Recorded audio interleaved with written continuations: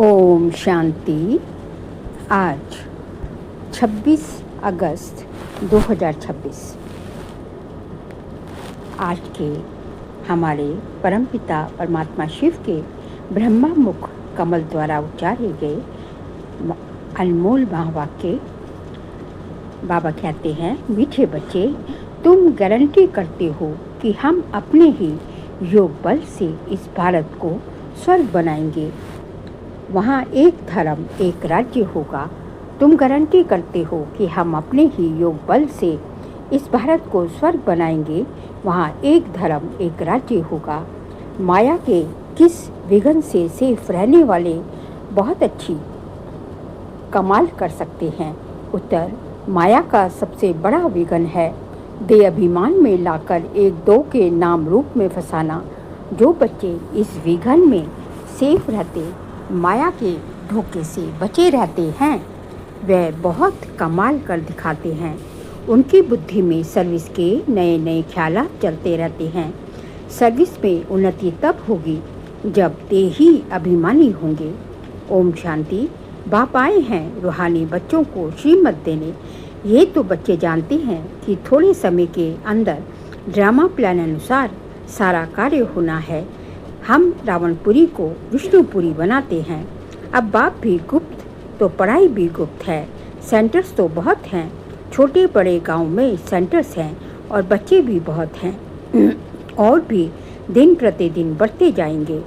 Literature में भी लिखते हैं कि हम इस भारत भूमि को स्वर्ग बनाकर छोड़ेंगे।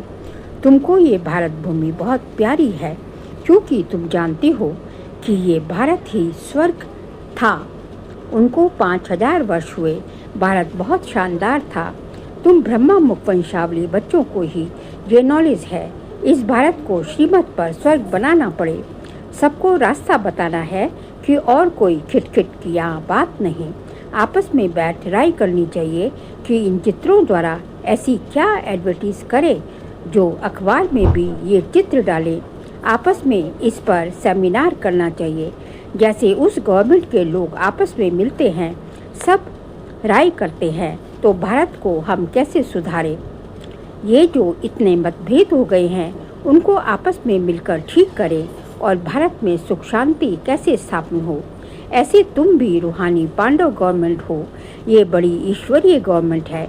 पतित पावन बाप ही पतित बच्चों को पावन बनाकर पावन दुनिया का मालिक बनाते हैं। ये राज तुम बच्चे जानते हो। मुख्य है ही भारत का आदि सनातन देवी देवता धर्म। ये है रुद्र ज्ञान यज्ञ। रुद्र कहा जाता है शिव बाबा को। अब तुमको बाप ने आकर जगाया है, तुमको फिर औरों को जगाना है। ड्रामा प्लान अनुसार तुम जगाते रहते हो। अब तक जिसने जैसा जैसा पुरुषार्थ किया उतना ही कल पहले भी किया था। तुम्हारी रूहानी युद्ध है। कभी माया का जोर हो जाता तो कभी ईश्वर का। कभी कभी तो सर्विस अच्छी तेजी से चलती है। कभी कई बच्चों में माया के विघ्न पड़ जाते हैं। माया एकदम बेहोश कर देती है। लड़ाई का मैदान है ना। माया राम की संतान को बेहोश कर देती है। लवकुश की कहानी भी है ना। राम के 2 बच्चे दिखाए हैं। यहाँ तो बाबा के बच्चे ढेर हैं। इस समय सब मनुष्य कुंभकर्ण की नींद में सोए हुए हैं। वे ये भी नहीं जानते कि परमपिता परमात्मा आया है बच्चों को वर्षा देने। बाप भारत में ही आते हैं।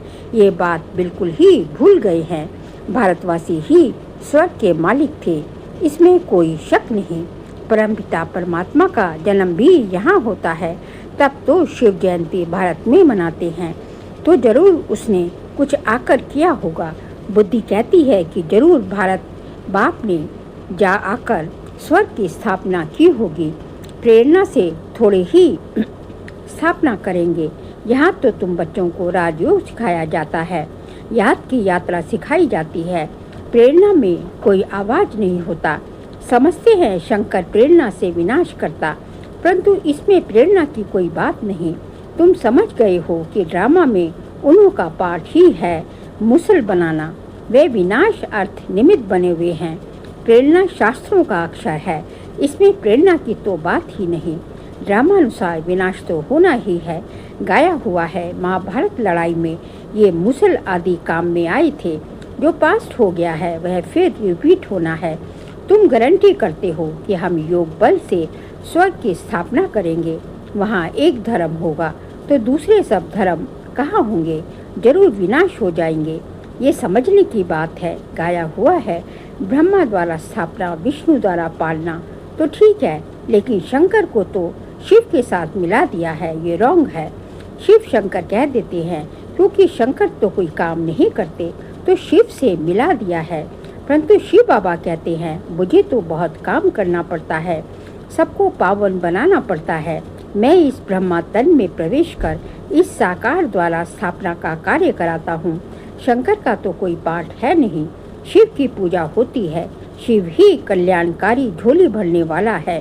शिव परमात्माए नमः कहते हैं ना। ये ब्रह्मा भी प्रजापिता ठहरा। ब्रह्मा सो विष्णु, विष्णु सो ब्रह्मा, ये तो बड़ी गुह्य बातें हैं। ये सिर्फ तुम बच्चे ही जानते हो। सेंसिबल बच्चों की बुद्धि में ज्ञान झट समझ में आ जाता है। मनुष्य को कुछ भी समझ नहीं है कि पतित पावन बाप कब आएंगे। अब तो कलयुग का अंत है। अगर कहते हैं कि कलयुग के अंत में 40,000 वर्ष पड़े हैं, तो अभी कितना और पतित बनेंगे, कितना दुख सहन करेंगे। कलयुग में सुख तो होगा नहीं। कुछ भी ना जानने के कारण बेचारे घोर अंधियारे में पड़े हैं। तुम बच्चों को आपस में मिलकर राय करनी चाहिए कि कैसी सर्विस को बढ़ाएं। बाप प्लान्स तो बताते रहते हैं, फिर बच्चों को आपस में मिलना है, चित्रों पर अच्छी रीति समझाना है।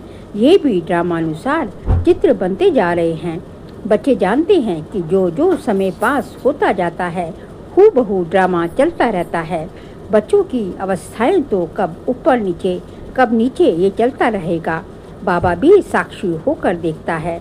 कभी कभी बच्चों पर ग्रहचारी बैठती है तो उनको मिटाने के लिए प्रयत्न करते हैं, प्रयत्न कराते हैं। बाबा घड़ी घड़ी कहते हैं कि बाप को याद करो, लेकिन देह अभिमान में आ जाते हैं, इसलिए ठोकरे खाते हैं। इसमें देही अभिमानी बनना पड़े, परंतु बच्चों में देह अभिमान बहुत है। तुम आत्म अभिमानी बनो तो बाप की याद रहे, फिर सर्विस की उन्नति भी होती रहेगी। जिनको ऊंच पद पाना है वह सदैव सर्विस में लगे रहेंगे। तकदीर में अगर नहीं है तो तदबीर भी नहीं कर पाएंगे। खुद कहते हैं कि बाबा हमको धारणा नहीं होती, बुद्धि में नहीं बैठता। धारणा अगर नहीं होती तो खुशी भी नहीं रहती। जिनको धारणा होती है तो खुशी भी रहती है। समझते हैं कि शिव बाबा आया हुआ है। बाप कहते हैं बच्चे तुम अच्छी रीति समझकर फिर औरों को भी समझाओ। कोई तो सर्विस में लग जाते हैं, पुरुषार्थ करते रहते हैं। तुम बच्चे जानते हो कि जो जो सेकंड बीतता है वह ड्रामा में नूंद है, फिर ऐसे ही रिपीट होता है। बच्चों को ही समझाया जाता है कि बाहर भाषण करते समय तो अनेक प्रकार के मनुष्य आते हैं। तुम बच्चे जानते हो कि सभी वेद शास्त्र गीता आदि पर ही भाषण करते हैं। उनको ये पता थोड़ी ही है कि यहाँ ईश्वर अपना और इस रचना के आदि मध्य अंत का रहस्य समझाते हैं। चित्रों में कितना अच्छी रीति दिखाया है कि परमात्मा कौन है। ये बातें प्रोजेक्टर पर तो समझा नहीं सकते। प्रदर्शनी में चित्र भी सामने खड़े हैं और फिर तुम समझा कर पूछ भी सकते हो कि आप बताओ कि गीता का भगवान कौन है, ज्ञान का सागर कौन है, पवित्रता सुख शांति का सागर लिबरेटर गाइड कौन है। श्री कृष्ण के लिए तो कह नहीं सकेंगे। परमात्मा की महिमा अलग है। पहले लिखाना भी चाहिए, प्रोब लेना चाहिए, सबसे सही भी लेनी है। हॉल में चिड़िया लड़ रही है। इस समय सारी दुनिया में लड़ाई झगड़ा ही है। सब आपस में लड़ते रहते हैं। 5 विकार भी मनुष्य में गाए जाते हैं। जानवरों की तो बात नहीं। विशेष वर्ड और वाइसलेस वर्ड मनुष्यों के लिए गाया हुआ है। कलयुग में है आसुरी संप्रदाय, सतयुग में है देवी संप्रदाय। मनुष्य इतने तमोप्रधान बुद्धि हैं जो बिल्कुल समझते नहीं कि हम ही आसुरी संप्रदाय हैं। देवताओं के आगे जाकर गाते भी हैं हम नीच पापी हैं, हम निर्गुण हारे में कोई गुण नहीं। तुम तो उन्हों को सिद्ध कर बता सकते हो। सीढ़ी के चित्र में बड़ा क्लियर है दिखाया हुआ है कि कैसे चढ़ती कला है, फिर कैसे उतरती कला है। भारतवासियों के लिए मुख्य है सीढ़ी का चित्र। ये है सबसे अच्छी चीज़। इस चित्र पर बहुत अच्छा समझा सकते हो। 84 जन्म पूरे कर फिर पहला नंबर जन्म लेना है। फिर उतरती कला से चढ़ती कला में जाना पड़े। हर एक का विचार चलना चाहिए कि सबको रास्ता कैसे बताएं। ख्यालात नहीं चलेंगे तो सर्विस कैसे करेंगे। चित्रों पर समझाना बहुत सहज होता है। सतयुग के बाद सीढ़ी उतरनी ही है। बच्चे जानते हैं कि अब हम ट्रांसफ़र हो रहे हैं, लेकिन सीधा सतयुग में नहीं जाते। पहले शांति धाम में जाना है। तुम जानते हो हम पाठधारी हैं। बाकी तुम्हारे में भी नंबरवार हैं जो अपने को पाठधारी समझते हैं। इस ड्रामा के दुनिया में ऐसा कोई नहीं कह सकते कि हम पाठधारी हैं। हम लिखते भी हैं कि हर एक मनुष्य मात्र इस बेहद ड्रामा के एक्टर्स होते हुए भी ड्रामा के मुख्य एक्टर्स, डायरेक्टर और ड्रामा के आदि मध्य अंत को नहीं जानते हैं, तो वे बेसमझ हैं। इस लिखने में कोई हर्जा नहीं। एक कान से सुन दूसरे से निकाल नहीं देना चाहिए। सर्विस और सर्विस। बाबा जानते हैं कि बच्चों पर कभी ग्रहचारी भी बैठती है। जब ग्रहचारी बैठती तो कितना नुकसान हो जाता है वह बाप जानते हैं। साहूकार गरीब बन जाते हैं। कारण तो होता है ना। बहुतों को बाबा समझाते भी रहते हैं, बच्चे नाम रूप में कभी नहीं फंसना, नहीं तो माया ऐसी है जो नाक से पकड़ खड्डे में डाल देगी। माया बड़ा धोखा दे देती। आशिक माशूक यहाँ नहीं बनना है। आशिक माशूक कोई विकार के लिए बनते हैं, दूसरे सिर्फ रूप पर फिदा होते हैं। तुम जानती हो सेंटर्स पर भी ऐसे माया के विघन बहुत पड़ते हैं। एक दो के नाम रूप में फंस जाते हैं। माया ऐसी प्रबल है जो माता पिता के नाम रूप में, कन्या के नाम रूप में भी फंस पड़ती है। पुरुषार्थ करते हुए भी माया एकदम पकड़ लेती है। इसलिए बाबा सावधानी देते हैं कि बच्चे, माया बहुत फंसाने की कोशिश करेगी, लेकिन तुमको फंसना नहीं है। दे अभिमान में नहीं आना चाहिए। अपने को आत्मा समझ बाप को याद करना है। माया के धोखे से बचते रहना है। तुम बच्चों को बाप गुलगुल फूल बनाने आए हैं। तुम्हें किसी बात में संशय नहीं आना चाहिए। अगर दिल में संशय आया तो सर्विस अच्छी तरह कर नहीं सकेंगे, अंदर गुटखा खाते रहेंगे। हिम्मत रखनी चाहिए। टाइम बहुत थोड़ा है। बाबा की बोली सुनेंगे तो उत्साह में आएंगे। आत्म प्रकाश बच्चा ठीक रीति चित्रों तरफ अटेंशन दे रहा है। बॉम्बे वालों के भी दिमाग में आना चाहिए। मुख्य चित्र को पहले ही बनाना पड़े, जांच करनी चाहिए। बाबा डायरेक्शन देते रहते हैं कि कैसे चित्रों में उन्नति होनी चाहिए।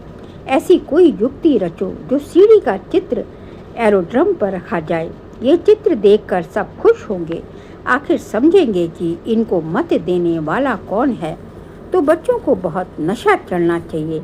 अच्छा, मीठे मीठे सिकी लदे बच्चों प्रति माता पिता बाप दादा का याद प्यार और गुड मॉर्निंग। रूहानी बाप की रूहानी बच्चों को नमस्ते। हम रूहानी बच्चों की रूहानी बाप दादा को नमस्ते नमस्ते, गुड मॉर्निंग। शुक्रिया बाबा, शुक्रिया। सार के लिए पौन से तुम बच्चे लड़ाई के मैदान में हो। माया रावण से तुम्हारी युद्ध है। माया बहुत बिगड़ डालती है। बच्चों को बहुत सावधान रहना चाहिए। सेकंड पॉइंट, हर एक को अपनी उन्नति के लिए विचार करना है। चित्रों पर कैसे समझाएं, सर्विस को कैसे बढ़ाएं, चित्रों में ऐसा क्या डालें जो मनुष्य सहज समझ जाए। आज का बाबा का वरदान है, देह अभिमान के त्याग द्वारा श्रेष्ठ भाग्य बनाने वाले सर्व सिद्धि स्वरूप भव। देह अभिमान के त्याग द्वारा श्रेष्ठ भाग्य बनाने वाले सर्व सिद्धि स्वरूप भव। देह अभिमान का त्याग करने अर्थात देही अभिमानी बनने से बाप के सर्व संबंध का, सर्व शक्तियों का अनुभव होता है। ये अनुभव ही संगम युग का सर्वश्रेष्ठ भाग्य है। विधाता द्वारा मिली हुई इस विधि को अपनाने से वृद्धि भी होगी और सर्व सिद्धियां भी प्राप्त होगी। देहधारी के संबंध व स्नेह में तो अपना ताज, तख्त और अपना असली स्वरूप सब छोड़ दिया, तो क्या बाप के स्नेह में देह अभिमान का त्याग नहीं कर सकते? इसी एक त्याग से सर्व भाग्य प्राप्त हो जाएंगे। स्लोगन: क्रोध मुक्त बनना है तो स्वार्थ के बजाय निस्वार्थ बनो, इच्छाओं के रूप का परिवर्तन करो। क्रोध मुक्त बनना है तो स्वार्थ के बजाय निस्वार्थ बनो, इच्छाओं के रूप का परिवर्तन करो। बाबा कहते हैं कि यदि आपको क्रोध मुक्त बनना है तो हमें निस्वार्थ सेवा करनी चाहिए। हमें निस्वार्थ, जितना जितना हम निस्वार्थ बनते जाएंगे तो हमारे को देह अभिमान में नहीं आएंगे, तो गुस्सा भी कम आएगा। और इच्छाओं के रूप का परिवर्तन, कि इच्छाएं जो होती है वो अच्छा बनने नहीं देती, इसलिए इच्छा करनी, शुभ इच्छाएं रखनी है, स्वार्थ की इच्छाएं नहीं रखनी है। फिर अव्यक्तिशाली अपवित्रता के बीज को भी समाप्त कर संपूर्ण पवित्र बनो। बाप के साथ आप सबने भी पान का बीड़ा उठाया है कि पवित्रता द्वारा हम प्रकृति को भी पावन करेंगे। तो ये संकल्प पूरा करने के लिए बाप दादा चाहते हैं कि विश्व का हर एक बच्चा पहले लगाव मुक्त बने, चाहे साधनों से चाहे व्यक्ति से। साधनों को यूज़ करना और चीज़ है, लेकिन लगाव अलग चीज़ है। तो बाप दादा हर बच्चे को पहले लगाव मुक्त बनाना चाहते हैं। साधनों के ऊपर डिपेंडेंसी नहीं हो, साधनों को यूज़ भल करो, लेकिन बाबा कहते हैं उसके ऊपर जो है आश्रित ना हो जाओ कि साधन होंगे तो सेवा होगी और साधन नहीं होंगे तो कुछ नहीं होगा। तो ये डिपेंडेंसी जो होती है वो गलत चीज़ है। तो हमें जो साधनों से भी जो है लगाव मुक्त बनना है और व्यक्तियों से भी लगाव मुक्त बनना है। अच्छा, ओम शांति।